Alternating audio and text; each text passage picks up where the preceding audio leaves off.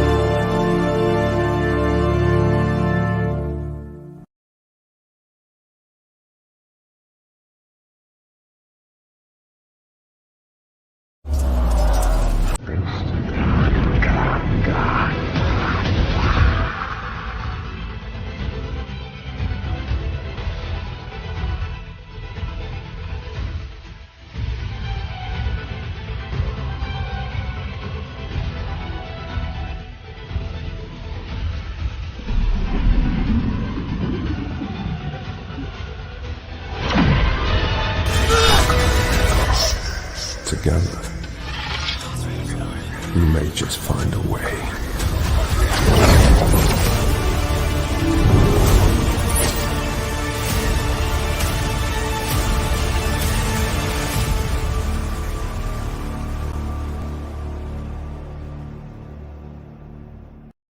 Hey, well, it's Lance Nielsen, one of the co-founders of the Outcast Creative. Thank you for joining me on this rather hot and sticky Thursday evening in June, where we're experiencing London's mini heat wave that we get once a year for about 6 days. That was the trailer of one of the two projects I'm going to be discussing with two very talented and very different indie filmmakers this evening. One of them is working on an absolutely epic heist movie called 5 Cars, and that's Mark Hampton. He's both not only a very talented director, but also a very talented actor. And I've seen him in a number of productions, and I expect to see him in quite a few more. He's certainly a good candidate to fill the shoes for Mr. Bond. But let's see what happens there if the cards land in his favor. Now, he's got a crowdfunding campaign running for this project of his called 5 Cars, which is up online at the moment. And then we also have Ollie Hollingdale, who has done a little bit of acting, but he's predominantly a director who's come from a background of special effects. And as you can see from the trailer for Gallowmere, I think I'm pronouncing that right. We'll find out when we bring him on in a second. He's a big Lord of the Rings fan, like myself. But before we do that, and I've got two guests on, so I want to give them equal time. Let's go and have a look at the Kickstarter trailer for Mark Hampton's 5 Cars. We're all about plugging indie projects, indie film directors, indie theatre projects, indeed, on the Outcast Creative channel. So if you have at any stage a project that you would like us to plug, if it's something you're really passionate about and we can see you're working hard on it, and we can see that there's already, progress and things happening, we're only too happy to give you a little platform. Right, so I'm going to share my screen now, and we're going to have a look at 5 Cars, and then I'm going to bring in the first of my two guests. So let's have I'm still getting used to using this StreamYard, so just bear with me for a second. If I take this, there we go. Okay, so you will find the trailer for this on Kickstarter. I'm just going to pump up the volume. Sometimes, let me just check that I did share sound, actually. It doesn't give me that option doing it this way. Well, we'll see what happens. So, Mark, if there's any issues with the sound, send me a text frantically and I might stop it and we'll show it again. I'm Mark Hampton. I'm an award-winning actor and filmmaker, and I want to invite you to join me in making a high-octane, low-budget feature film called 5 Cars.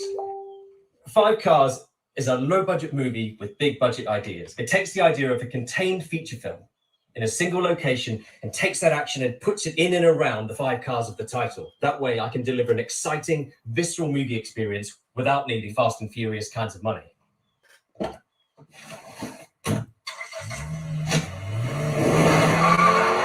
The story of 5 Cars takes place on one crazy day. Our main character, who we only ever know as the driver, We meet as he's being released from prison, only to be drawn straight into a heist by his older brother, who leads their organised crime family. Over the course of the movie, we'll see the driver move from unwilling accomplice to really taking control of the narrative, doing things his own way, and ultimately having to really ask himself what it truly means to be free.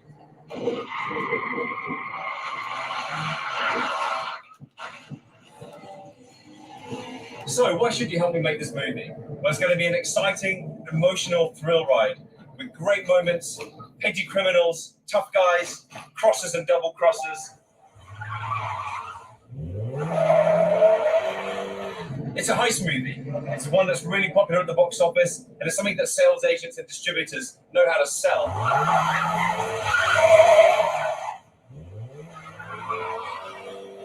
And if we raise enough money, it'll have some spectacular action sequences that let it play with the big boys.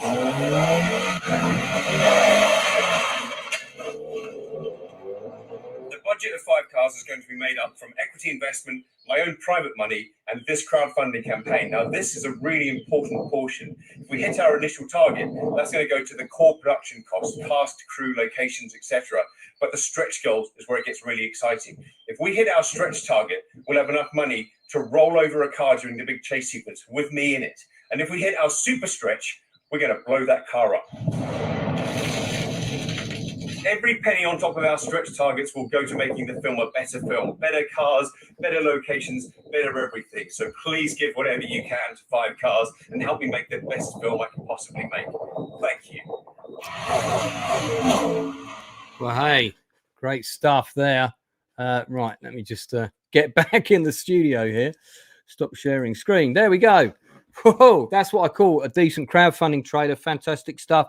Going to bring in, first of all, there's Mark Hampton, and we have Ollie Hollingdale. Thanks so much for giving up your Wednesday night, guys. And Mark, I'm going to turn to you first. Ollie, we showed you trailer at the beginning. We're going to come back to that as well. And we are also going to show your crowdfunding campaign. So, Mark, you're at £7,600 of a 15 grand goal, and you've got 14 days to go. What's that, about halfway through now? Oh, wow, we're halfway through, and we're halfway funded. So we're tracking. If it was to track in a linear fashion, we'd be exactly on track. So obviously crowdfunding never does that, but it's great that we're halfway funded and we're halfway there. So it's really promising. We had a really great start. Crowdfunders always have an initial rush of excitement, and then they sort of tail off a bit, and then it's a real effort to kind of keep the momentum going. It's really about kind of driving that engagement with the campaign. But we're doing really well. We've hit 50% at the halfway mark, so we're on track. I can see from your knickknacks behind you, you're like me, you like your toys. And I love I love cars, right? It's like I love cars, I love toys, I love movies, and I love so I think that one of the things about making 5 Cars was like, why don't I just bring together all the things I love and make a micro budget movie that's that basically just speaks to all my passions. Love cars, love driving, love doing all that stunt action stuff, and why not put that into a movie? And that's what I'm doing. Listen, I think that's great. I love it when films have got ambition, especially indie movies, because I see a lot of indie films that are really good, but the worlds are very small, and that's not a criticism. I've seen some fantastic films, indie films, small budgets, shot brilliantly, beautifully acted, beautifully directed, but the worlds do feel very small. This is the first time I've seen a crowdfunding campaign where someone's driving a car around a track. I don't know how fast you were going. It was about 70 plus or something. Not that fast. I mean, but it seemed fast because of the magic of cinema. To get a car to do that, it doesn't take that much, but it looks good on camera. And for me, it was just about like trying to represent, what the film would be like. Unlike Ollie, right? I don't have footage that I can show and say this is what it's going to look like. I needed to give an essence of the film in the video. So what better way to do it than me, who's going to play this character, pulling the stunts? And it shows that I can get behind the wheel of a car and do it, and B, it's exciting. It gives you that sense of excitement that I would hope to portray in the actual movie. So it puts people in that place, right?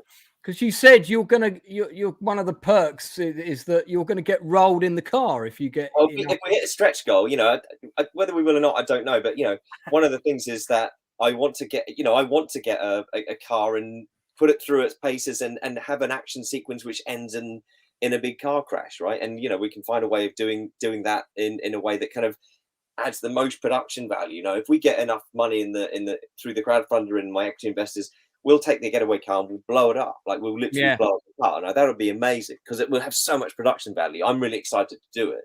And to be completely honest, whether we hit the stretch target or not, I'm still going to try and do it. It's just to make it easy if we had the money up front. So because you want yeah, right. It's like it's my vision as the filmmaker to be like, I want this to have that big moment. I want that moment. Yeah. In the movie, right. And it's a heist film, isn't it? Essentially, it's a heist film. And like to speak what you said about low budget, like indie films, it's like it wants to be contained, but it doesn't want to be guys in a warehouse, right? It doesn't want to be single location. And the idea, when we had the idea about what if we had a story that was told in 5 different vehicles, was just called 5 Cars. And to start with, there's a guy called Tom Woodcock who I discussed this idea with. It wasn't a heist movie. It was a kind of social drama. It was going to be a very kind of meaningful narrative. And I went, no, that's not what I want to make. I want to make a high octane, a low budget Fast and Furious heist movie. And I want to and the challenge, of course, is to make it feel that exciting without the scale that those movies have. Because in terms, you talked about scale and the size of the kind of world. I want the film to be competing. It's going to be on the same screens as those big movies, and it's going to have to compete with those movies. So it's going to have a really strong emotional core, incredibly well drawn characters, and the action has got to deliver. It's got to be good enough, and it's got to meet expectations. Yeah, absolutely. I mean, at the end of the day, I want to see one of your cars go to space. Yeah. Well, we'll come back to Tom Cruise's next film in a second. I think audiences are very fickle, and I mean, the bottom line is that's the problem we all have as indie filmmakers. It's all very noble and everything what we do, and that we're passionate, and everybody at our premieres will always root for us. But the life of the film beyond that has to engage with your man or woman on the street, and if your target audience is people who either love Steve McQueen's The Getaway or the awful remake, or Cannonball Run or Fast and Furious films, then you've got to try and deliver something that at least is going to be as captivating. It might not be as big in terms of explosions, and I mean, I don't want to see another film with a submarine car chase under the ice. Personally, I don't think I ever wanted to see that. But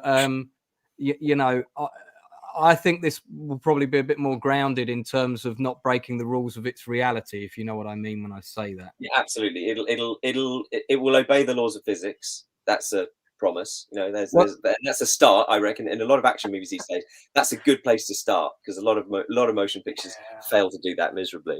Obey the laws of physics and be true to characters, and give. For me, the action always can only serve story and character, because if you don't care about the characters, the action means nothing, right? So the action you've just described 90% of movies these days, right? Yeah, where they just focus on, right, let's get previous action sequence done. That looks great. Render that out in a VFX warehouse, and then we'll just sprinkle some dialogue bits in between and just hope it works. And yeah. That's what it feels like.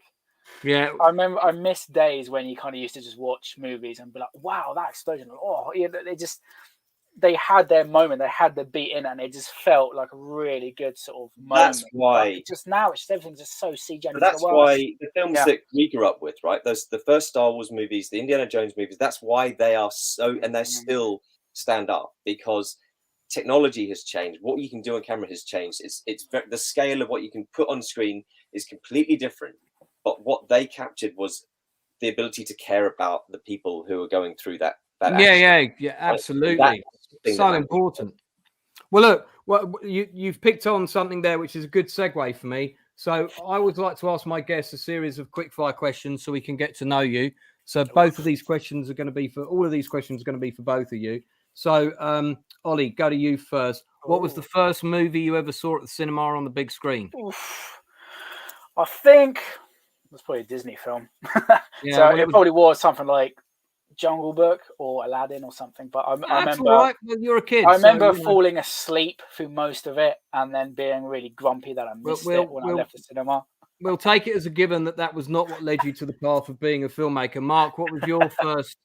I think it was Octopussy. I think it was the Bond film. Octopussy. Well, I'm a big Bond fan, and I actually a lot of people don't like that movie, but I really like Octopussy. It's one of my favourite. When you've got a movie that starts with Bond flying a jet that's hidden in a horse cart and blowing, it was fantastic, just brilliant. Yeah, great opening sequence. Amazing opening. Yeah. What was the last movie, Ollie, you first, that you saw on the big screen? Would have been The Northman. The Northman, Mark? Top Gun. Yeah, same, wasn't it? Top Gun. And I've got to say, the conversation we were having about action that you care about, one writer-director who does it really well right now is Chris McQuarrie, right? Yeah. So you can feel his presence in Top Gun. That's I know he did Mission Impossible. But with Mission, right? With the Mission franchise, he has turned that into something that you care about, and the action serves a purpose. I think that's been phenomenal. Has he directed all of them? Because there was one. He's directed the last three. So he directed Rogue Nation. He was a writer. Right. He came in as a writer. 5 and 6 he's done, because J.J. Abrams did 3, and he had John Woo do the second one. You see, everybody hates the second one, but the I love it. I love it. I love it. I love the second one. It's not so good. good. Yeah, not a popular opinion, but I really rate the second one. I always loved it. The score's brilliant as well. Oh, Hans Zimmer. Yeah. Do you like the second one, Mark?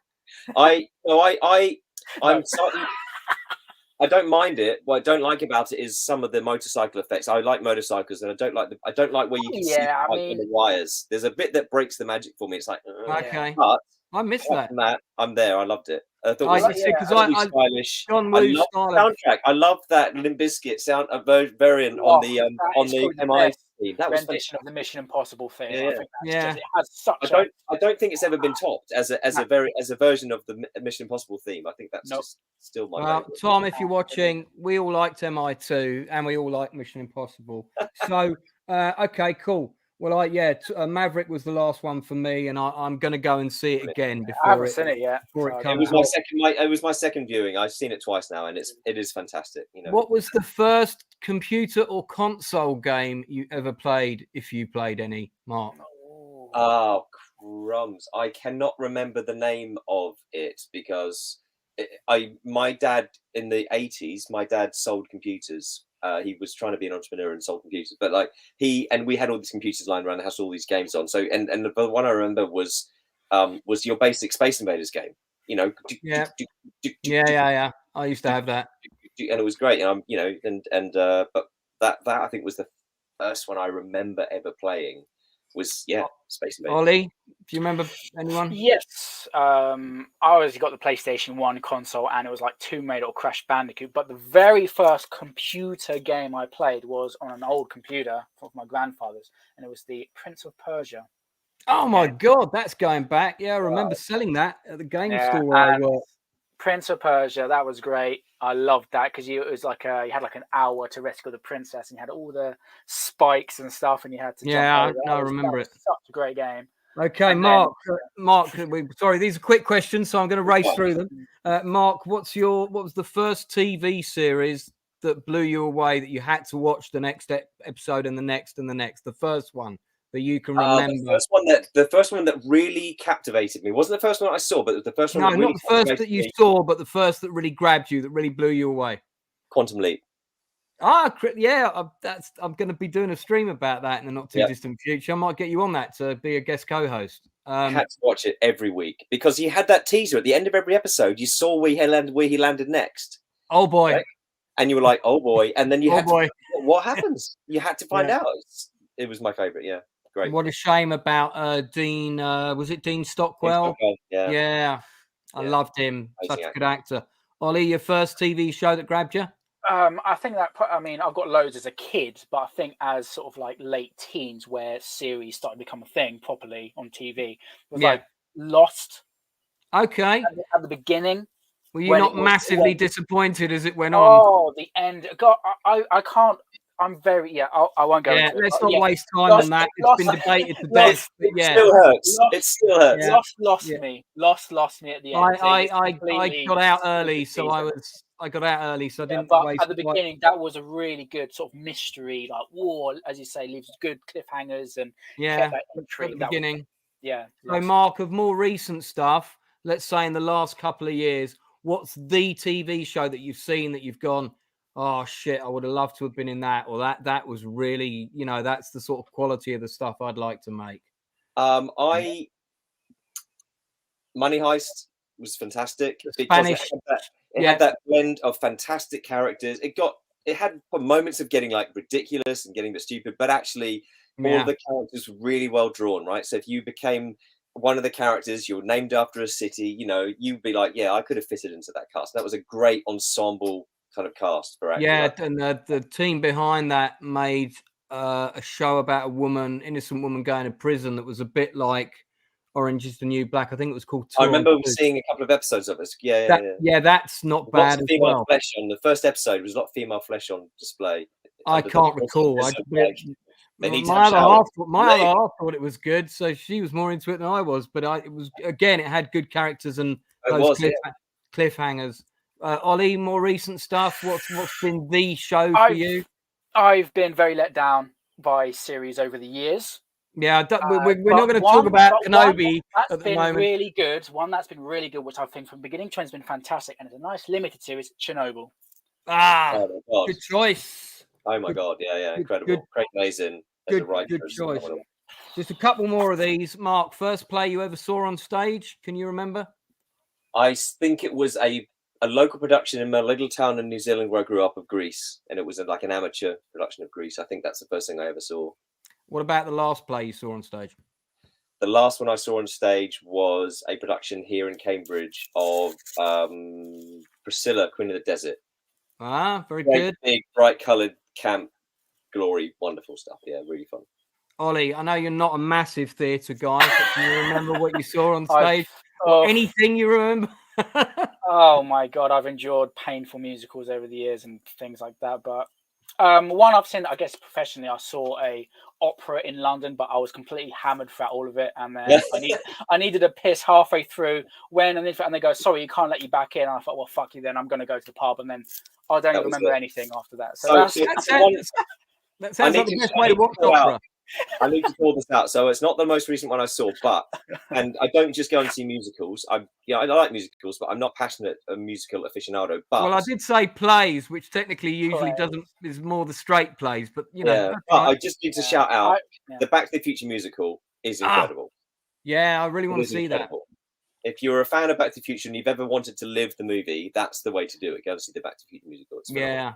Yeah, I really do want to see that. What about before I get to my last question, who is your favorite or one of your favorites? Because I know it's hard to pick one, but you sort of maybe when you were younger, it might be an actor or actress that you looked up to who particularly inspired you. I mean, Mark, you especially, because you're more of an actor than Ollie, who's more behind the scenes. But Ollie, you can pick somebody as well. Anyone in particular? For me, it was Richard Burton was mine of the men. Yeah. I think I remember when I was a teenager, I happened to flick over the TV and Cat on a Hot Tin Roof was on. Yeah. And I remember just soaking up old Paul Newman movies after that, watching The Hustler and and I just thought that young Paul Newman was just so fucking cool, right? So, and I'm a bit of a kind of an old fashioned. I love Paul Newman. I love Stephen Queen. I'm that kind of actor. I love that kind of presence, right? So, you like people from not just Paul Newman, but the Robert Redfords and that kind of the old Hollywood, the last of the Hollywood. I love those old Hollywood greats, right? I love those old Hollywood. They had so much screen presence and so much charisma, and and I'm sure they did make bad movies, but I've struggled to find a bad movie that they've been in. Those guys, they just bring so much class to whatever they do. You know, those. Look, Gene Hackman. Name a bad Gene Hackman movie, right? Gene Hackman's actually. I had a list of actors I wanted to work with on my wall way back. Kevin Bacon's on the top of it at the minute, Yeah. but for a long time, Gene Hackman was the number one. He's retired now. Yeah, sadly. And I tracked him down and I wrote him a letter. So it actually got into his hands. So it didn't go via his agent, never to be seen. Just to tell him how much I admired his career. And I had heard you didn't direct Gene on set. He directed you when it came to directors. So, you know, maybe I spared myself a lot of pain there, but I would have loved to work with him, though. I just thought he was just class in everything he was in. Ollie, an actor for you or actress? When I was younger, you mean? Yeah. No, but well, maybe, but somebody that inspires you. I mean, there's quite a few, but I think if I go back to kind of the early days of being young and stuff, I think The Matrix, Keanu Reeves, because that was around the time when social media started to be on the uprise and you start to learn more about actors and how they are, and then he just seemed like just such a nice guy. Where there's like you get loads of divas and in Hollywood and sort of nasty, callous people. He does seem very down to earth, and he just seems really nice, just a really good person. And I don't know why, for some reason, it just seemed like as a kid growing up, he just seemed like a really nice kind of person. He loved movies, he loved what he did, always brought his A game. And even now, when you look at like John Wick and stuff, you know, I think when you kind of think of action sequences, you think of Tom Cruise, obviously, but then close, I kind of think of like Keanu Reeves and stuff, like close behind in terms of action. So I think that's one of. But over the years, I love Mads Mikkelsen and all these other people and stuff. But you've seen the videos of him training with all his different weapons with live ammo. Again, another guy just brings his A game. He just takes it very seriously, and you know, rightly so. I've got another one of my good YouTuber friends. She's got her own channel as well called Positive Fandoms. Just dropped in and is watching. And I think this is a friend of yours, Mark, who also loves Quantum Leap. And now they're remaking it. I'm not sure about that. This is the problem. What's wrong with Hollywood? All these remakes, all these sequels, and all this kind of. I know they're out of ideas, man. But God, anyway, but they don't want to. But I will say this though: it was ever thus, right? We think that remakes and things are the new thing, but they've been around forever, right? They've been around. True. Because I mean, Seven Samurai, Magnificent Seven, Battle Beyond the Stars, you know, all got the same roots. But again, you got to ask yourself: do we need 40 Marvel movies? Do we need 30 Star Wars properties going on? Do we need TV shows endless? I've stopped watching Marvel now because I just can't be asked with it anymore. I think the TV shows have killed it because it's just watered it all down to like, I don't care about Hawkeye. I don't care about what She-Hulk. What's going on? No one ever really dies. So, you know, if someone dies, they're not really dead. They're going to come back at some point. Therefore, there is no drama. Therefore, why watch?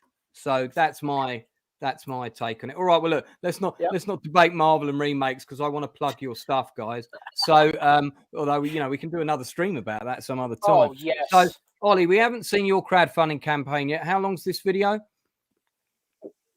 What do you mean? What the video? How long's your crowdfunding video on your own crowdfunding campaign? Because this is like our second one of a first one. Yeah. The one that's on the phase 2. Is that a couple of minutes? Just like 35 seconds. Really? All right. Well, let's have a quick look. It's a bit longer than that. And then underneath, there's like a pitch video from the previous to kind of talk about all the things. So it's all right. Well, let's have a look at the first video that people see, and then, guys, we're going to talk about the perils and the highs and lows of crowdfunding. See if we can knuckle some things down. All right. So I'm going to share screens once again. Here we go, and let's just grab this one. Right, so I take it this is the right campaign. I'm sure it must be. Yes. All right, here we go.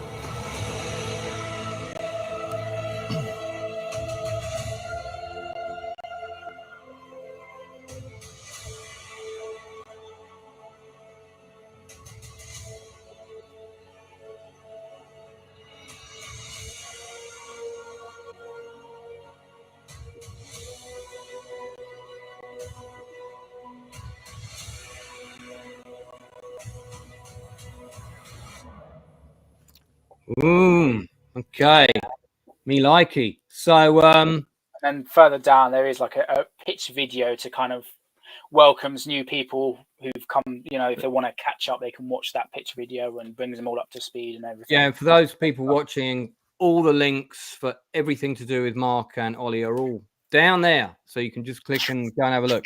Okay, so this is not the first crowdfunder. Mark's on the first one for 5 cars. You've done some for Is it Gallowmere or Gallowmere? Yeah, you got it right, Gallowmere. Yes, Gallowmere. Yeah. So, how many is this for this now?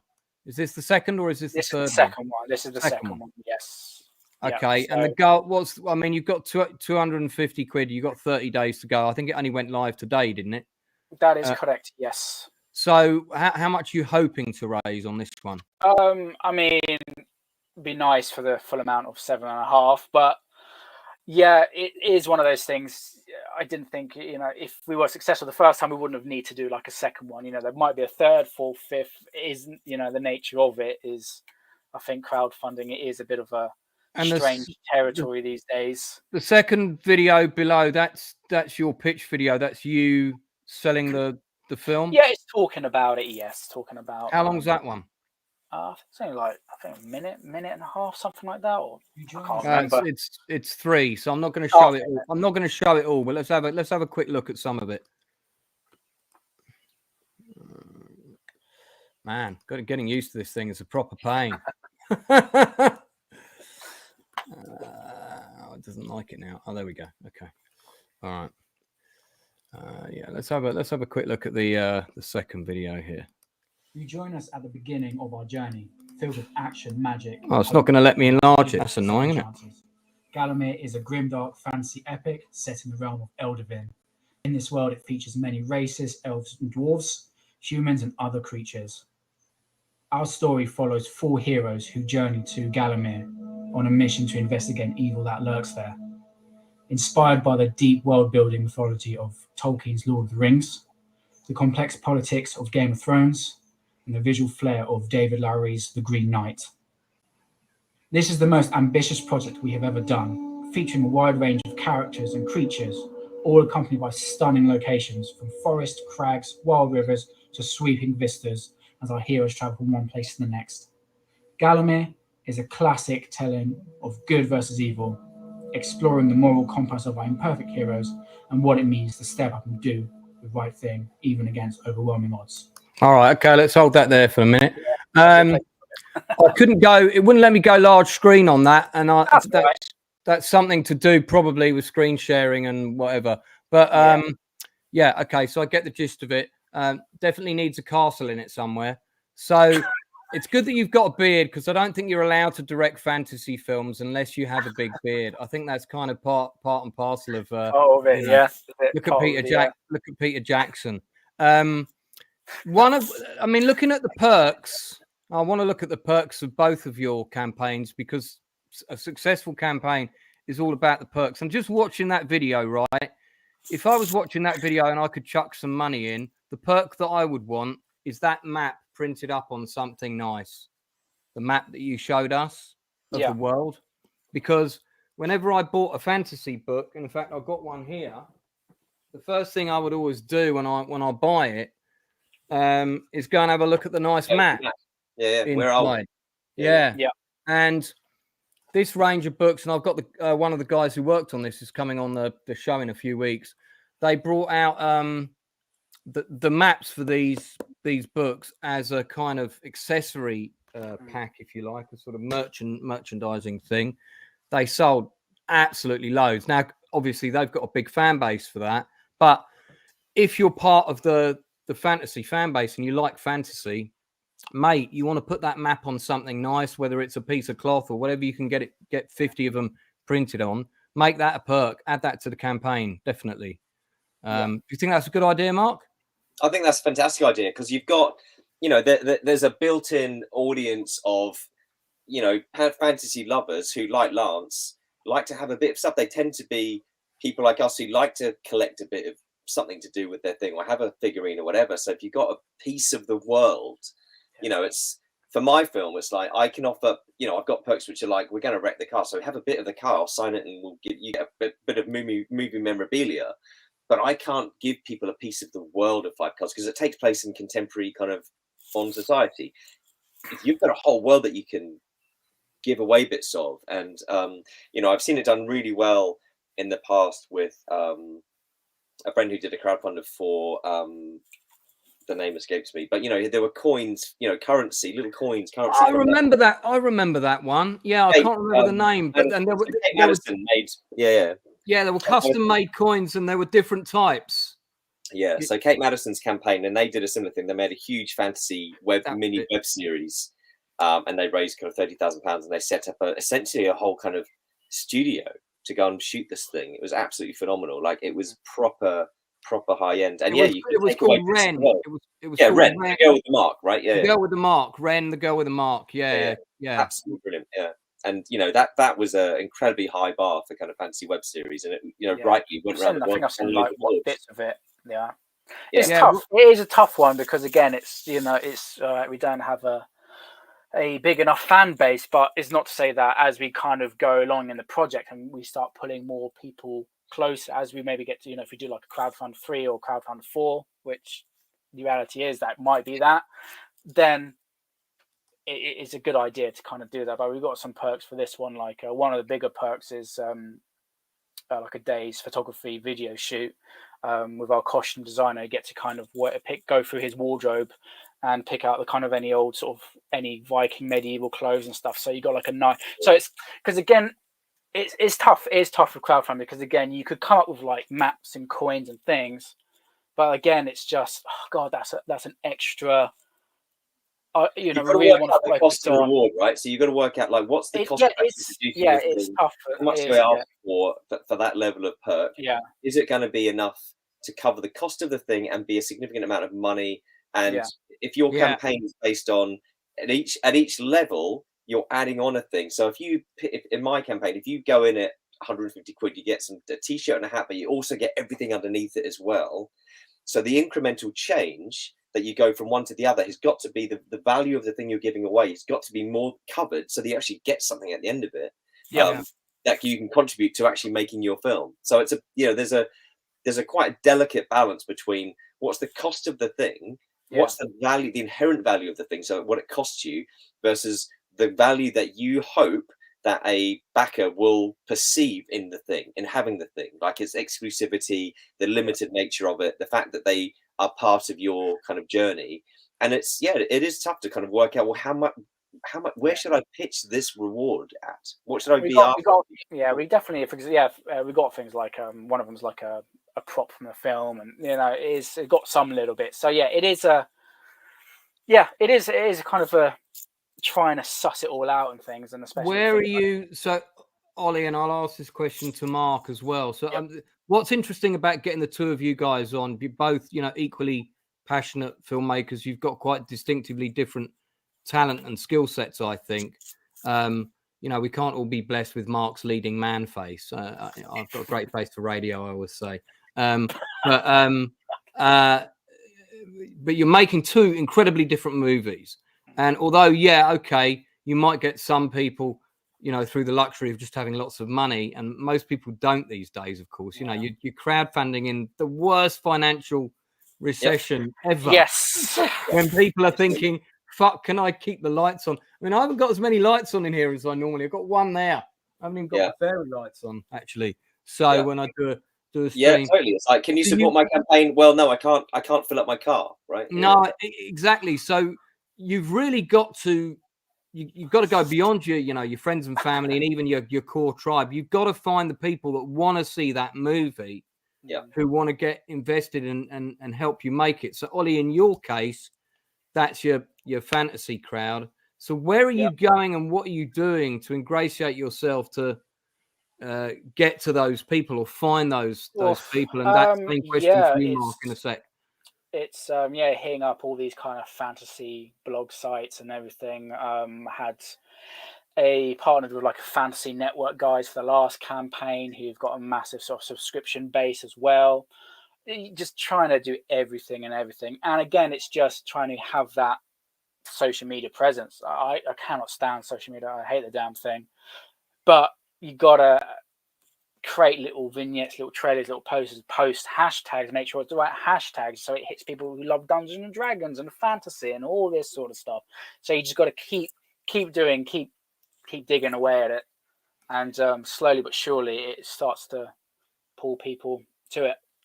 Because in my mind, you can't just, like when we were doing Paratrooper, which was a World War II thing, I couldn't just bulldoze my way into a World War II forum, and those guys are proper hardcore as well, online, and say, give me money.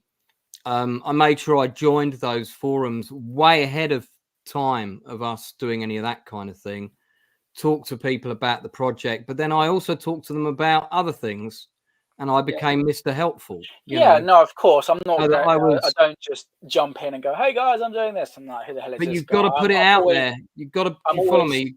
Got to put it out there to get it back. Absolutely. I'm always been a part of reenactment groups. I've always been a part of, I've done Viking short films and stuff before. So again, all that sort of Viking mythology group stuff is very closely connected to a lot of fantasy groups and things like that. So again, I'm meshed in that sort of world. And that's where you're getting your links to the costumes and swords and absolutely. And of course you've got me on the case sorting out where to film a castle for you, which of course is vital for your trailer. So Mark, let's jump over to you. I mean, for 5 Cars, what are you doing there's a few people. First of all, you start with friends and family, right? You start with friends and family, and you start to try and gauge how much support you can get from that immediate circle of people around you. And that's that. Before I started my campaign, I engaged a woman called Jess Bailey, and she's a crowdfund consultant, and you got a ton of really valuable information about like what platform to use, how to go about pitching it, how kind of prep time, what you need to do ahead of the actual launch of the campaign, where you need to get to for people to look at it and think this is going to happen. Like, so strangers will go onto the thing and go, if they see it's above 50 or 60%, they're like, oh, this is going to happen. It's worth putting some money in. In my case, it was about going to Kickstarter because of that all or nothing kind of tension, right? You've got that kind of sense of like, oh, it might make it or might not. It's got to hit a target. Otherwise, it's not going to get anything. And so that creates a sense of urgency, a sense of energy. Kickstarter is statistically and demographically, it's got a more male usage than, say, Indiegogo, and it's a car heist movie, right? So it fits that kind of demographic. And it's a lot to do with, and I'm suddenly understanding what it is about salespeople when they talk about your mailing lists, because it's so much about like gathering the email addresses of the people you think might find it interesting and directly contacting those people. Because social media posts are great, broadcasting it is great, all the rest of it. Most of the actual conversions, and that's a really salesy term, so I'm sorry for using it, come from direct contact with individuals. People, the thing that drives them to take action is the fact that they may have seen your post on social media, but when you go to them directly, say, hey, this campaign's live, loads of cool perks, it would be great if you could support it, and join us on this journey. That's when people take action, when you contact them directly. So that mailing list suddenly becomes incredibly important. And I'm kind of 100%. 100%, having that. And I mean, look, you only need one example of that, of how it was successful. And I mean, that's how the Brexit vote got pushed through, because they went and got mailing lists of people who were on the fence about the vote. And then they used those lists to go and contact those people directly. And those were people whose doors they banged. Well, I mean, flooded them with pro-Brexit. I mean, lies and racism and all the rest of it. But but it was about getting lists of people that they kind of did a similar thing. There's a great movie about that with Benedict Cabbage Patch in it. It's a classic story. I'm a bit I'm on the lower end of the class scale in the film industry, so I've got to have a pop at the top end occasionally. I want to look at the perks on your campaign, Mark, because I'm pretty sure you put a picture out of someone holding a steering wheel, didn't you? Yeah. Right? So there are perks that range from digital only stuff, so you can get a copy of the script, you can get my two of my short films, you can get downloads of those. So basically finding stuff that I can give away that I already have, that, like I said earlier, cost me nothing, and so the reward for the campaign is so much greater because there's no kind of physical stuff. But then we've also gone through to things like T-shirts and merch, right? Actual kind of physical stuff. And then yes, there are bits of the car that you can bid for. You can go and say, right, I'm going to take a wing mirror from the getaway car. I'm going to take the steering wheel, already been taken, in fact. You can take one of the driver's seats. You can actually have a seat of a bit of film memorabilia in your front room, which is like the seat from the getaway car from 5 Cars, right? And that, trying to kind of give people a piece of the movie. Like I said earlier, I can't give them a piece of the world. I can give them a piece of something cool, right? It'll be a seat in the car, probably still have fake blood on it from when so-and-so gets shot or whatever. And it's like, that's quite a cool perk. The other one I've got is you can have your name in it. Like there's the points in the film where I can have someone's name can be said as a background character that gets mentioned as another gangster or another whatever it is, and you can have your name in the movie. And I know that Simon Cox has done a lot of that kind of thing in terms of, he's been really innovative in the way that he funded Kaleidoscope Man and the way that he did, phase after phase, and always introducing new ideas and new things. You can have your logo in the film or this, that, and the other. And it was really innovative the way he did it. So I kind of took a little bit of a leaf out of that, trying to pull people into the story by... He's filming right now. He's doing a shoot this week. Yeah, he started, is he? For the next one of Infinite Worlds, right? Infinite Worlds. He's promised me I get to play a bad guy driving a spaceship around or something. So I'm doing I hope to do another cameo. Another cameo. You heard it here. Oh, a space tank, yeah. Space tank this time. Space tank. It was. Yeah. No, Simon's a lovely guy. We've had him on the show before, and in fact, this show is kind of the before version because we had him and we had Matthew Holmes, like I said, who both had their trailers at my premiere. And it was lovely because they'd never met each other before, but they knew about each other and they followed each other's films. So the first time they met was on the live stream, and they're doing what you're doing now. They did what you're doing now, and we talked to them about the after effect. But of course, they did their crowdfunding campaigns in the sort of early 2000 teens. So we're talking sort of 2012, 2013, 2014. Before, and the market was pretty saturated then because that was when I did my first lot.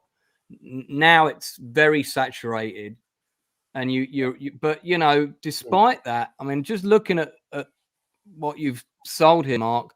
So you had 50 pledges for a pair of VIP premiere tickets. I'm glad mine are in the post. Thanks for that. And I see that we've only had a few of those. That's how many there are available. That's how many are available. Yeah, so we had 50 because we were screening The Journey at a 450 seater cinema. So we said we'll block 50 as a perk, and they all went. And limited. So you've had 4 of those have gone already. That's quite nice. You've got 46 of them left, and that comes with short film double bill, 2 signed scripts. Special thanks in the credits, social media shout out. And the signed scripts, I like the signed scripts because what the offer is on there is like, we'll give you a download of the script at the beginning of the process, and then we'll give you a download of the script at the end. Like you'll have a PDF copy of the script with all the directors, all the notes, all the changes, all the rest of it.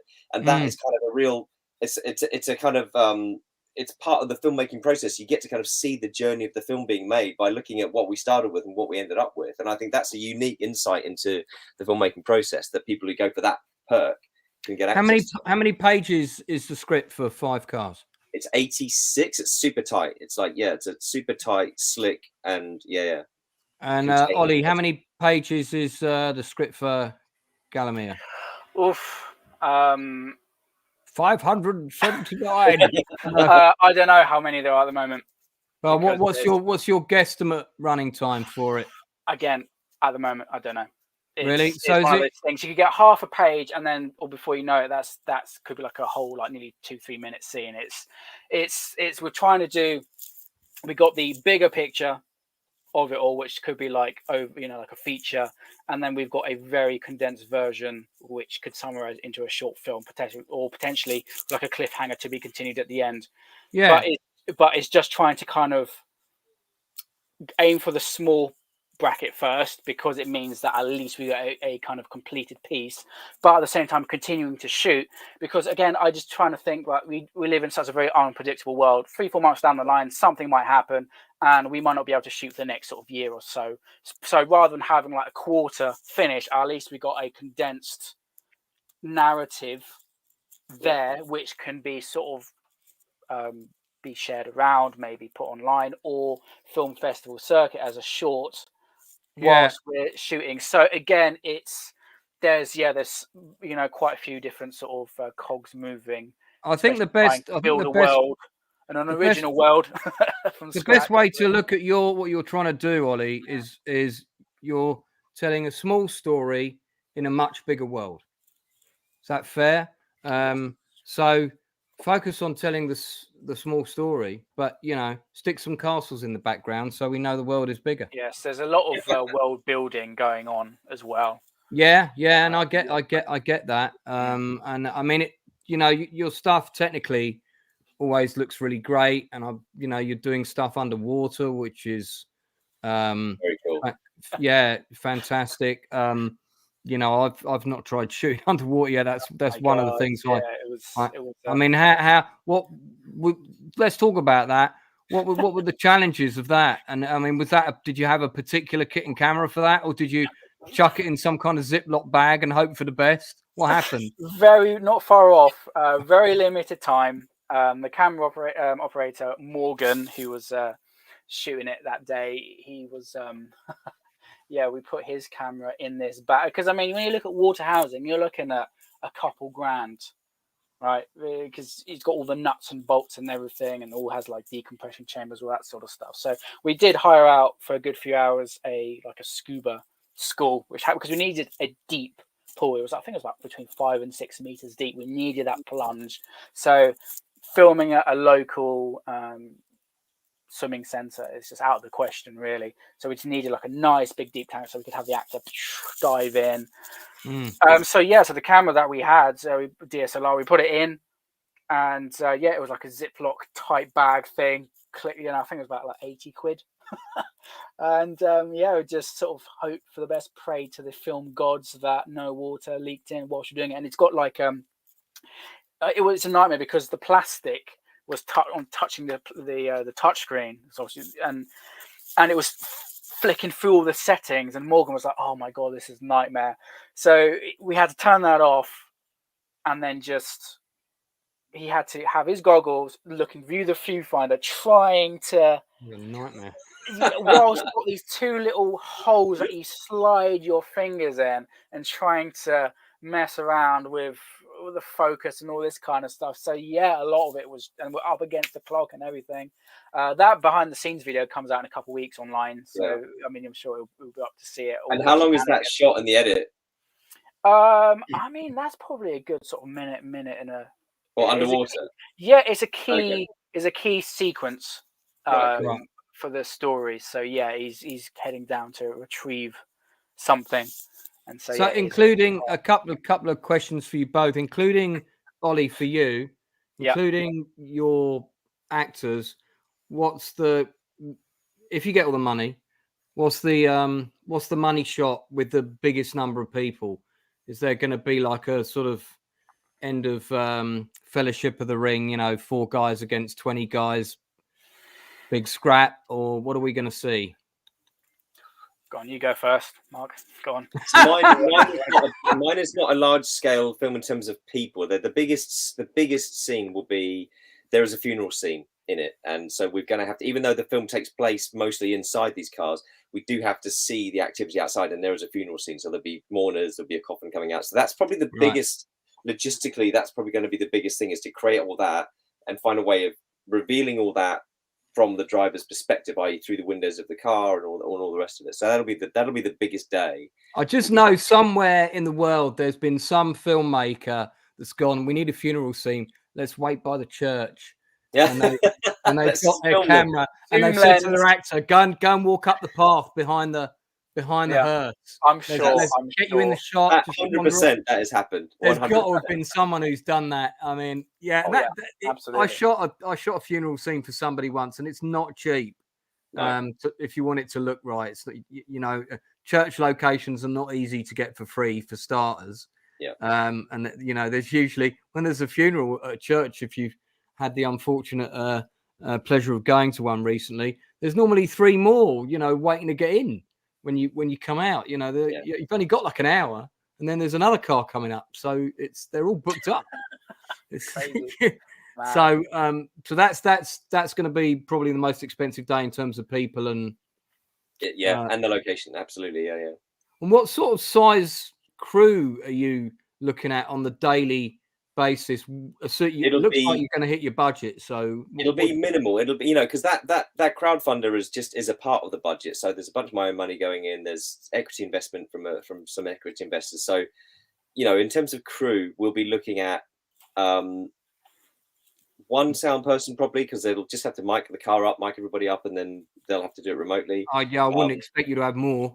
A camera crew of probably 2, maybe because there's going to be a lot of car rigs and stuff.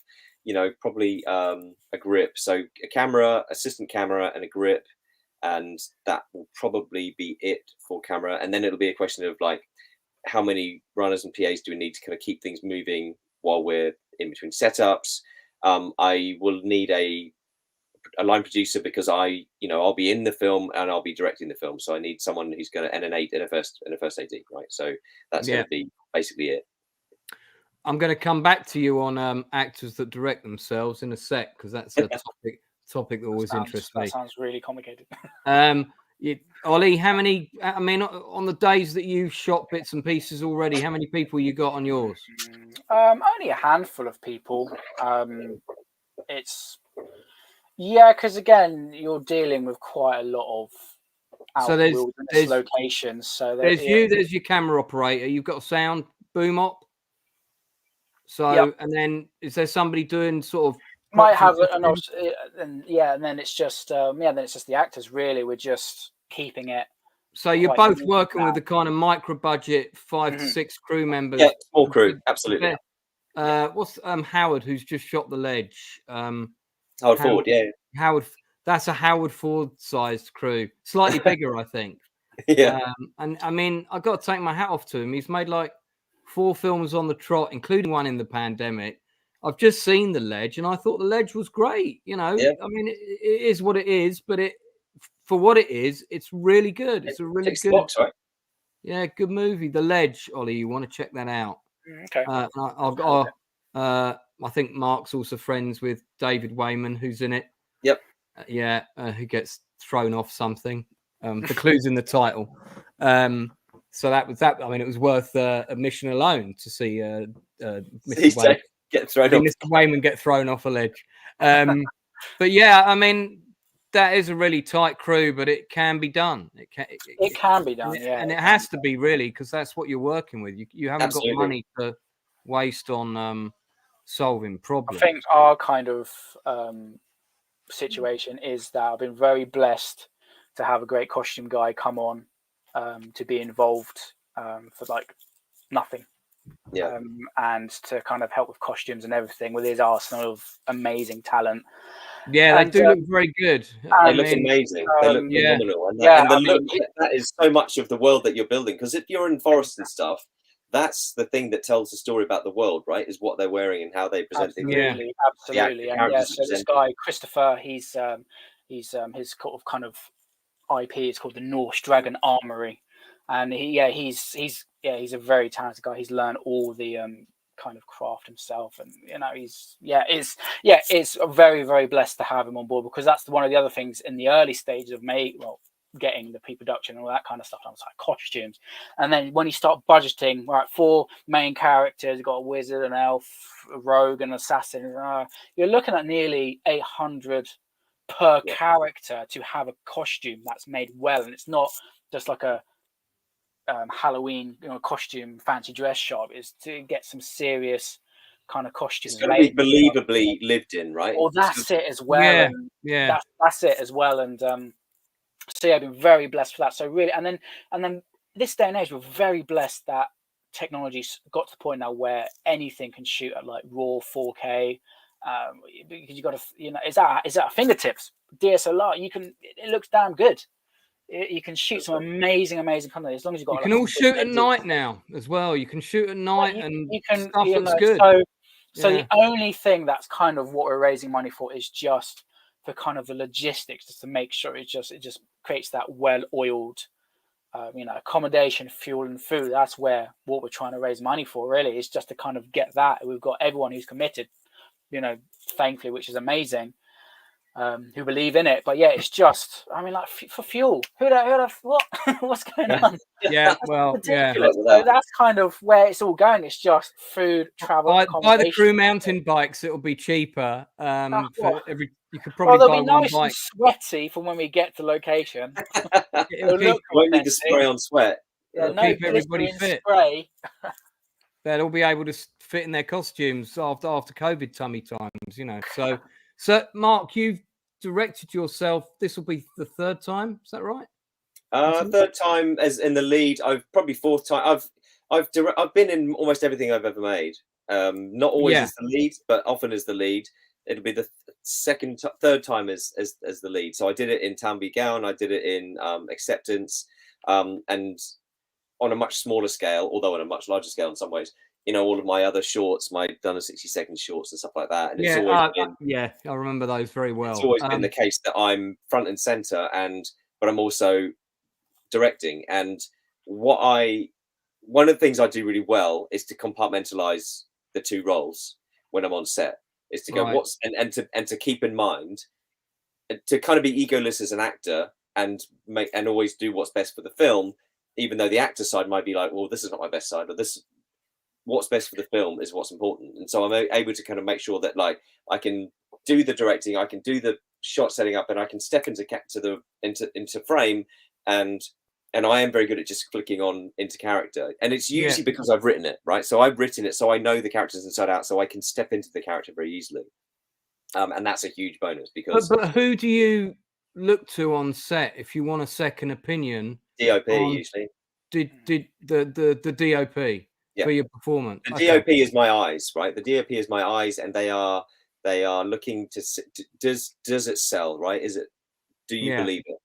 That's and that's always one of the things I always work with my DOPs to say, look, here's what the frame is. We can agree with the frame is up front, and we can discuss that, but you need to tell me if it's working or if it's not. More importantly, if it's not, right? And have you worked with the same DOP several times? No, I've worked with different DOP on the Townby Gown short and on Acceptance and on some of the other things I've done. I haven't even had a bloody DOP, right? I mean, I did a short film for the most recent Create 50 thing, and that was one where I was just directing it. So I directed it, and we shot the whole thing on an iPhone, and I was DOP on that myself, and it was fantastic. It was really fun. Was that the one that was set on the beach?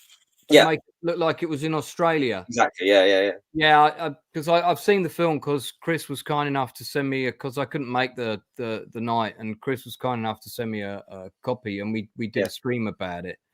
And as soon as that film came on, without even knowing it, I went, "This is Mark Hampton's." As soon as I saw the surfboard, I knew it was yours.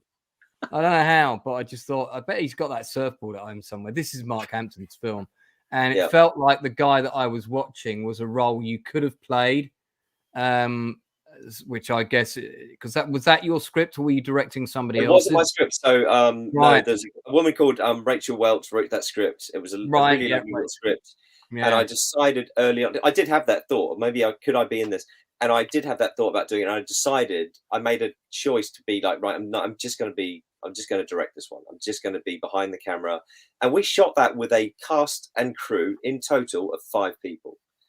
That was it. We had 2 members of the cast. We had a makeup artist. We had costume designer / kind of PA / runner, Nicole Stone. She's amazing. And me. And that was it. And we shot it in a day on a beach in Norfolk, and there was a bit of library footage to look one like shot Australia. of Bondi Beach in Australia. Yeah, that's what I thought. Yeah, and that was great because I managed to trying to sell that in the film. So I had that bit of library footage, which I was able to put in the film. But there's also the moment where he looks through the window. I was able to put a mirror image of that in the reflection of the glass, just to help that transition. Yeah, clever. And that, I mean, it's amazing that you shot that on an iPhone because it looked really good. The key with that is to make it, and this goes both ways. The key with shooting on something very small is to make it look heavy, to make it look much bigger, to do with the camera what you would do if it was a proper Arri or something. So I put it on a slider, it was sliding. So, you know, we made the shots look cinematic. And the converse thing is like when you've got the opportunity with new technology, we're talking about to do crazy shots or CGI stuff, you've got to make it, you've got to imagine a real camera had to film it. If you're doing shots that a real camera could never go there, you totally lose the audience. And that's why a lot of the CGI stuff, when you see like movies where the camera's flying around like crazy, I find it breaks the immersion. I mean, totally, because no camera can do that, right?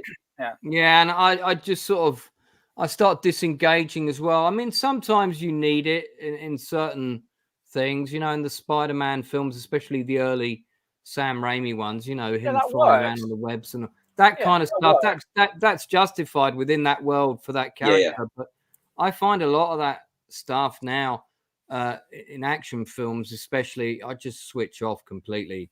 And I think it was said on another friend of mine's stream, the amount of damage that somebody can take in a story, you know, the amount of they land on a car from 20 feet. Now it's like 100 feet and they get up again and carry on fighting. Ridiculous. That world of that world is Fast and Furious. It goes back to what I said earlier about like obeying the laws of physics, right? Yeah. Just make it believable, just believable enough, because the just enough has just moved beyond. It's gone off the scale now in terms of, you know, the things that people can go through and still, like you say, still get up and throw a punch. A really good film that got that just right and kind of, in a way, was making a stab at those films was Nobody, with the guy from Breaking Bad, Better Call Saul. Have you seen it? Where he played? I haven't seen it. I really want to because it looks a really fun movie. Guys, you both want to watch that. And he fights some guys on a bus at one point. And I mean, he's a good fighter. He's an assassin, so he can do all these amazing things. But it's realistic. So if he gets hit, hurt. He takes damage. You can see it hurts, and that's why the poster is of him all getting smashed around. And it's like, this is what it would be like if this guy was, really good, but actually real. And that is why we love Raiders, right? Because he does the big action sequence, he goes under the truck and all the rest of it. At the end of it, he is limping and holding his whole body, absolutely aching. Yeah, he is absolutely aching all over, and you can feel it because he's just been through that. So you believe that he went through it because that's the toll it would take on the human body. And it's a journey as well with the character moving from the beginning to the end as well. Another good kind of action sequence, which I thought was amazing, is you see that film with Charlize Theron, Atomic Blonde, where it's that one around the staircase and the lift. Yeah, and from the beginning it's all high octane, but by the end of it, just literally her and the assassin just grunting. Shattered. They can't even stand properly. They're just that is good. That's a good fight sequence. You know, take him out with a corkscrew at the end of it, just to you know, it's just so, that is really good because you just see that fatigue set in quickly. Stuff of that quality is, you know, getting fewer and fewer, sadly. And when you see that, you think, oh my god, it's just so good to see it. Yeah, I'll tell you one of the things that I'm really keen to do in my film. My film's all set in cars, right? And it's car chases. One thing that drives me crazy is, and I saw it in Top Gun, is whenever there's a bit of a beat and a moment, and someone always throws it into a high gear and takes off, right? They always throw it into a higher gear and take off. They never change down. They're always changing up, change down, change up, change up. And if you were to count it, they'd be in like gear 10. Gear 10 or something. You know what I mean? One of the things I'm definitely doing is making sure that there are only 6 gears in the car. We're going to only use those 6 gears. If we want to change up, at some point he's got to change down first. He gets to a corner, he changes down. Like just trying to keep it within reality, right? Yeah. Are you gonna have a random stack of boxes that a car's gonna go through? Go ploughing through. Yeah. A fruit stand. Yeah, food stand, like newspaper stand or a postman or something. Yeah. Or there'll be bystanders who can suddenly just get away like sprinters, just off the road. Boom, boom, boom. Yeah. 2 guys carrying a plate glass window across the road. You know, very Oliver Hardy. So let's. We're getting towards the end. I don't want to keep you too late. Let's talk about what's going to happen after the campaign. So Ollie, let's assume you get you're hoping to get about 7.5. Yeah. Well, let's assume you get 5K. What are you going to do with it? What's the next phase? Oh my goodness. So it'd be the sort of the meat and potatoes of the story, because there's lots of mainly dialogue scenes. Is that what you're focusing on next? Yeah, there's You've got a lot of shots of guys wandering through forests and over hills.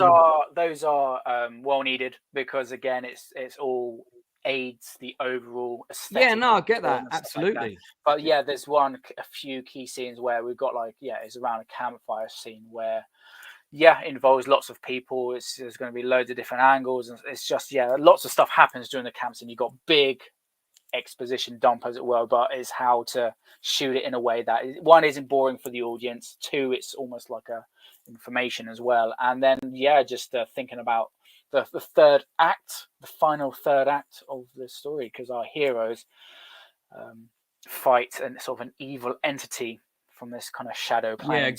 How can you the trailer? And we just, again, it's just we're using it again to our strengths of, all right, we know we're very limited. We're not going to start throwing in CGI monsters that are going to look crap, because a lot of fantasy is my genre. I love it to death. I've watched so many fantasies along the way, and obviously Lord of the Rings is always the benchmark of the kind of to aim for, but that's impossible to aim for it, that kind of the heights. But have you seen this one, The Sword and the Sorcerer? No.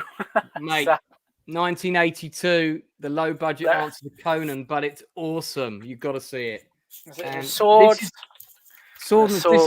is Albert Poon, who is the king of the B movies, and this is how a guy made created a world out of almost nothing. And definitely going to check that out. His battle scenes are 20 bodies in fields and lots of smoke canisters going off and scattered weapons, but you believe it. It's really well shot.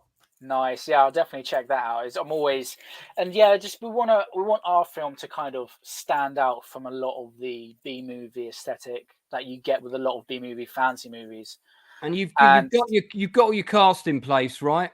Yep, and a lot of it is okay. We can't, I don't want to chuck in dragons and fucking monsters. No. But a lot of these movies do.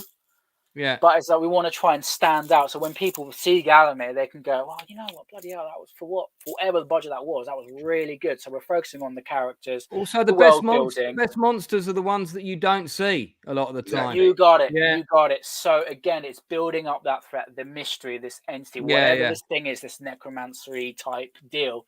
We're seeing, again, it's less is more. And if we have a very, very effective way of shooting the third act that can do it convincingly, then there's going to be some CGI magic-y type stuff, but at that point we want it to feel earned. We want it to feel that it's justified to have it, because we've built up this threat, and it's not just like a showy gimmicky type thing. It's like, oh crap, this is firing all cylinders now to stop whatever this is that's threatening this sort of. And Ollie, if people can't put money into your campaign, but there might be another way they could help you, what else do you need that could save you money, i.e. person that owns a minibus who would come and drive it for a couple of days? Or do you know what I mean? Is there anything that comes to mind that you think, I could do with somebody helping out with this? Anything? The main thing is just reach out to us, have that open dialogue with us. If it could be down to helping out, or they might know someone who's a good at visual effects. They're good at certain skill set. They might be interested, or just they might go, hey, I'm part of something. Again, it's just try and cast as big a net as possible, because the more people, I guess, know about what we're trying to do, and that's kind of we're Ollie's trying to make a homage to Lord of the Rings, not a homage. It's not a homage to Wheel of Time. It's a love letter to the fantasy genre. The right kind of love letter to the fantasy genre, not some of the shit they're churning out right now. Oh god, it's trying to do it. Yeah, let's leave that topic for another time. Mark, so if you get your dough and you're halfway there. So if you hit the target, that's gonna you going to be able to shoot the whole feature film for that, or what do you think? No. So that 15 grand will go into the same pot as the equity investment that I've got from equity investors. It'll go into the pot with my own money. Right. And then in addition to that, with the UK film tax credit, I'm looking to raise 60, 70 grand in total. And that will be the budget of the film. So I'm trying to make the film on a budget whereby everyone gets paid something, not full rates, but like a reasonable amount of money, because, I don't believe in getting people to work for nothing. I don't believe in, when I've got a project that I'm trying to make to sell, I don't believe in people doing that for free, right? For a short film, absolutely. it's okay. For those kind of little projects, it's okay. For a feature, it's not. So I've had to build a budget based on, here's how much I can pay that small crew and those cast. And so that 15 grand will go into the pot with my own money, with the equity investment. We'll see what budget we have, and then that will give rise to, right, okay, here's what we can do, here's what we can't do, here's how we're going to shoot the thing. We've been doing test shoots over the last few months with different cars and different cameras and blah blah blah, all that kind of stuff, and find out the best way of doing it. And then we'll marry together like all the results of all those test shoots with what we have in terms of budget to make the best film we can make.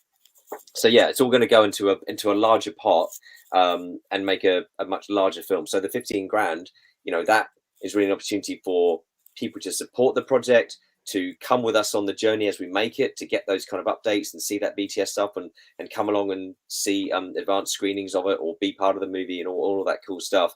But they're buying into a much larger project. That's the kind of small end. There's 20. Do you have the 5 cars you're going to use? I don't have them physically. I have the getaway car. It's sitting outside my house right now. It's a 3 That sounds more dubious than you probably intended. I'm just thinking. And the other cars, I know what they are. I know because each car represents a kind of stage in the journey. They're all very different. They're very deliberately very different types of car. One's a getaway car. It's a saloon. One's a sports car. One's an old banger. One's a limousine. So there's very different kind of almost sort of iconic looks, and they all represent different chapters of the story. Yeah, and they're all going to tie in somehow to that bit of the story, I imagine. Exactly. We've got to be in a shit car now, so no one recognises this kind of thing. So there's transitions, and exactly. And there's a lot of fun to be had with how we get from car to car. We're trying to stay within and around the cars. How do we get from car to car and all that kind of stuff? So you've got Sarah Diamond as your leading lady. Yes. Do you? So other cast wise, what do you do when you cast your films and you need other actors? Because initially, I will think about the people that I know and whether there's any actors that I know who would fit those roles. Yeah, and then I will go out to depending on the ultimate budget. I will put briefs out onto Mandy or whatever it is, whatever platform I think is most useful. Probably Mandy. If we had enough money, I would probably go and engage like a casting associate, someone who's just trying to build their career as a casting director and try and get someone on board, because I've never used a casting director before, and I think it would be really powerful for the film to help to build that cast. It's an ensemble piece. So I'm the lead, I play the lead actor, but there is a crew, and there is someone who plays my older brother, and there is Sarah's an incredible actress. I'm really pleased that she's on board. I met her through Identity School of Acting, and she just finished her first lead role in an anthology film called Midnight Peep Show, which we're hoping will be released fairly soon, and which I'm also in. And so she's a huge asset to the film. I'm very lucky to get her kind of early in her career because she's amazing. But looking to find the right people for all those roles that fill those characters. I'm really pleased with how well drawn the characters are, and that's the feedback I've had from people who've read the script. Is like it's really very clear who each of the characters are. So who are the actors that best represent those? And will they do it for the money that I can offer? Essentially, we certainly know a lot of talented actors between us. So and we've got some great people at the Outcast who are fairly early on in their journey. So if you get stuck on any roles, let us know. We should have got Johnny Depp over the last. Why didn't we think of this? Well, I mean, not working the last year. You should have been offering him. You should have been offering him scripts when everyone was going to blacklist him. Bag of narcotics. Yeah. He would have been all over that. He would have been like, I'll be in Gallowmere. Fantastic. You won't get him now, no. You won't get him now. He's already signed up to do another Pirates film. I can't Pirates is back it. on, right? How much money did they give him for that? I'm guessing quite a bit. You a know, shit ton of money. Pirates hasn't been good since the first one, unfortunately. But there we go. no, I only like the first two. The third one just seemed to go on for like 9 hours, and I just, I nearly fell asleep in the movie.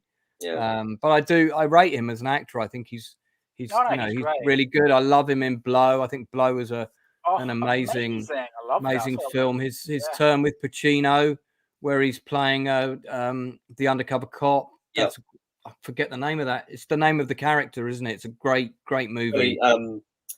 Donnie Brasco. There we go. Donnie Brasco. Great. Yeah. Cracking. Yeah. Absolutely cracking. Forget about it. Sometimes you just forget about it, right? Forget about it. And the scene where Pacino's leaving his house and he starts taking off his personals, and that's relates to that conversation they had another time, and you're thinking, oh shit, he knows what's going to happen. That's really powerful moment. It's such a small moment in the film, but beautifully played because you've got such amazing actors doing those performances. Guys, I would love to have you come back when you're at the other end of this. Yeah, that'd be cool. Let's see how Ollie, we do. We'll do a comparison shot of how bigger your beard's got. And next time it's all going to be braided. Yeah, maybe to do. It's going to be braided into my beard, so I've got this kind of uni hair thing going on. It's just going to split it round. I'm told you can chop that off and sell it for quite a bit of money. So if you get really stuck on your budget, that might be one way. Yeah, that should be a perk. It could Ollie a perk of a strand of it's like Gallowmere. Let's see what happens. 3 strands. But look, do come back and let me know when both of your campaigns have got 48 hours to go. Drop me a reminder message on Facebook. I'll give them another plug on all my social media. I plug campaigns all the time. I do it without people even asking me. Because in the indie film world, that's how it should work, really. And if we spend 5 minutes each week doing that for other people, just because we see things that we think are interesting and we think that looks like a good project, that guy's passionate about that. But as soon as I saw, Mark, I've plugged some of your campaigns before, but as soon as I saw this one, I thought, I like this straight away. This is great. Very simple title, but we know what this film is immediately. Same with Ollie. I've been following his career for a while now, and this one I could tell you're pulling bits together. You've got a long way to go, but it's a small acorn that's going to produce something really great. So definitely come back. Send me a reminder. Anything else you want to plug that you're either working on or you've got coming up apart from these projects? Ollie, anything you want to plug with anyone else? This is what I'm going to be living with for the next sort of year or so. Okay, let your partner know this. Hope your partner's watching this video, or maybe we hope she's not. Okay, so this is the next year of your life. Fair enough. Mark, you're in some acting things as well. What have you got little bits and pieces. I've got a few things that are coming out this year, some stuff on Apple TV, some BBC stuff, but and I'm a jobbing actor, so if anybody wants to hire me, great. Love to hear from you. But this is going to be my big project for the year is going to be 5 Cars and turning that into, a friggin' awesome, super cool, slick, low budget heist movie. And when do you think the main shooting block will be if everything? I'm hoping that we'll shoot just after the summer, so probably like September time. All right. Well, I'm back on the 7th of September. When you've got a really cool day on, if you're up for a set visit, and I'll come down and shoot a quick interview with you on my phone on set. I'll do another plug about it. But listen, man, if you've got too much going on and that's too much to worry about, don't stress about it. But I'd happily come down and do that for you if it's convenient and it can be slotted in. All right. Awesome. Well, look. Guys, thanks so much for coming on. Before I go, I'm going to plug a couple of things myself. So I am doing an episode about the Lone Wolf books. These are the new editions which are out now. I used to know Joe Deaver, who wrote these. He was a wargaming buddy of mine. He sadly passed away of cancer a few years ago. We're going to do a whole stream about this series. I'm also going to play. Fantasy? Yeah, these are the ones where where you've got the numbers and you turn to different Do you know what? A really good perk, because printing your own books is not that hard now. You could do a great 5 cars one of these, or a great Gallowmere one of these as like a supporting merch thing. There you go. I planted a seed now. But these were great fun, you know, when I was a teenager, and I thought it would be really interesting because I never completed the story because I got the first 10 books and then, you know, I kind of like grew into an adult and had people problems like relationships and that sort of thing. But I want to play them again, and I'm going to play them online with a friend of mine. So we're going to play them online live and see how far we get. See who dies horribly first. So we got those coming up. I've got an episode of Chew the Fat doing my top 10 favorite crime genre shows, of which there are many, with the actor Craig Fairbrass from the Rise of the Foot Soldier series. I'm also got a Chew the Fat episode this Sunday with my good friend Robbie, and we're doing the top 10 disaster movies. So we're going to be talking about disaster movies, and you can bet Towering Inferno is going to be in there. So we're doing that at 8 o'clock this Sunday. That's a great genre. I love. Yeah, I'll be tuning in for that. And remember, if there's ever a fantasy one of this, Chew the Fat. Ooh. Yeah, well, I do want to do a fantasy sci-fi Chew the Fat. I do want to do best action films Chew the Fat. So, Mark, I might have to get you on the action one. And that'd be great. If you ever want to come on as a guest host on an episode of Chew the Fat, guys, you'd be very welcome. Fantasy for sure. So, you know, and I'm gonna do best sci-fi fantasy TV shows top 10 before 2005. So that's one of the ones I'm going to do. I don't know the date yet, Ollie, but that'll be later this year. So and I do want to do a top 10 action movie one as well. So Mark will talk about that. Die Hard will definitely be in my top 10. I can tell you now. So took 22 people to see it. Very first screening in the UK, 28th of November, 1988. Amazing. So, yeah, it was really good. For those people that have been watching, thank you so much. If you've got any comments, put them in the stuff and we'll get back to you. If you want to know more about Mark or Ollie's films, all the contact details are down there.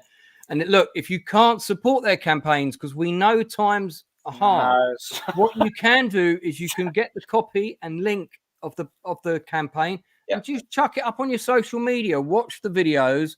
And if you like them, and you can see these guys are very passionate about what they do. They love what they do. They want to make a good product. That's what they have got in common as filmmakers. Just copy and paste links and share the love for them, and just let other people know about the campaign. You know, the people that have got deeper pockets than you, because you never know. Uncle Ted might see it, and suddenly Ollie's got 10 grand to go and film in that castle. So we need an Uncle Ted. We all need an Uncle Ted. On that note, stay creative out there, stay safe, and I shall see you all again real soon. Thanks so much.